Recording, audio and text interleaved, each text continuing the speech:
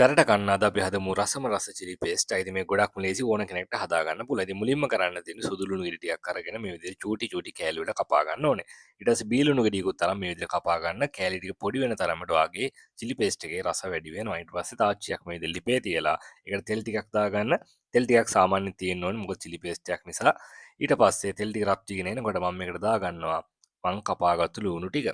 ඉතින් ලුණු ටික බැදීගෙන එනකොට ඔයාලට මේකට දාගන්න පුළුවන් ලුණු කුඩු ටිකක්. ලුණු කුඩු ටික දාලා මේක හොඳට මික්ස් කරගන්න ඕනේ. ඊළඟට මම මේකට දාගන්නේ මම කපාගත්තු සුදු ලුණු ටික. ඉතින් මේ සුදු ලුණු ටිකක් දාලා හොඳට මේක ෆ්‍රයි වෙන්න ඕනේ. ඉතින් රන්වන් පාට බැදෙනකම් මේක හොඳට තෙලේ බැදෙන්න ඉඩ දෙන්න ඕනේ. ඊළඟට මම දාගන්නවා සෝයා සෝස් ටිකක් සහ තක්කාලි සෝස් ටිකක්. ඉතින් මේ සෝස් ටික දැම්මට පස්සේ පුදුමාකාර රසයක් තමයි චිලි පේස්ට් එකට එකතු වෙන්නේ. ඉතින් අවසානයේ ඔයාලට කරන්න තියෙනවා ඔයාලට සැර අවශ්‍ය ප්‍රමාණයට මේකට කෑලි මිරිස් ටික එකතු කරගන්න. ඉතින් කෑලි මිරිස් ටික එකතු කරගත්තට පස්සෙත් මේක හොඳින් මික්ස් වෙන්න හොඳින් ටෙම්පරාදු කරගන්න ඕනේ. ඊට පස්සේ ඉතින් ඔයාලට රසම රස චිලි පේස්ට් එක රස බලන්න පුළුවන්.